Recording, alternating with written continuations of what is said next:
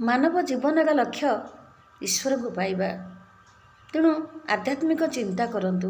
ପରଚର୍ଚ୍ଚା, ପରନିନ୍ଦା, ନିଜ କର୍ମ ଛାଡ଼ି ଅନ୍ୟ ବାବଦରେ ଗପ କରିବା ଏଗୁଡ଼ାକୁ ଛାଡ଼ି ଦିଅନ୍ତୁ। ଯେତେବେଳେ ଯାହା ହେବ ଈଶ୍ୱର ନିଶ୍ଚୟ କରିବେ।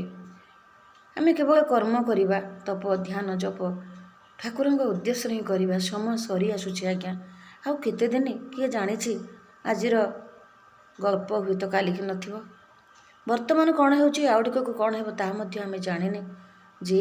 ଯିଏ ଜାଣିଛି ତାରି ଉପରେ ଧ୍ୟାନ କରି ଆମେ ଆଜ୍ଞା ସମୟ ବିତେଇ ଦେବା ଉଚିତ। ତେଣୁ ଆପଣମାନେ ସବୁବେଳେ କାମ କରନ୍ତୁ, ସଂସାର ଭିତରେ ରହନ୍ତୁ। ହାତେ କାମ ତୁଣ୍ଡେ ନାମ, ଏହା କେତେବେଳେ ଭୁଲନ୍ତୁ ନାହିଁ। ସେହି ପରମାର୍ଥଙ୍କର ଦର୍ଶନ କରିବା ପାଇଁ ସବୁବେଳେ ଉତ୍ସୁକ ରହନ୍ତୁ। ସେ ସର୍ବବ୍ୟାପୀ, ସର୍ବକର୍ମର ସହାୟକ, ଭାଗ୍ୟ ବିଧାତା। ତେଣୁ ତାଙ୍କୁ କେତେବେଳେ ଭୁଲନ୍ତୁ ନାହିଁ ଆଜ୍ଞା। ନମସ୍କାର, ଧନ୍ୟବାଦ।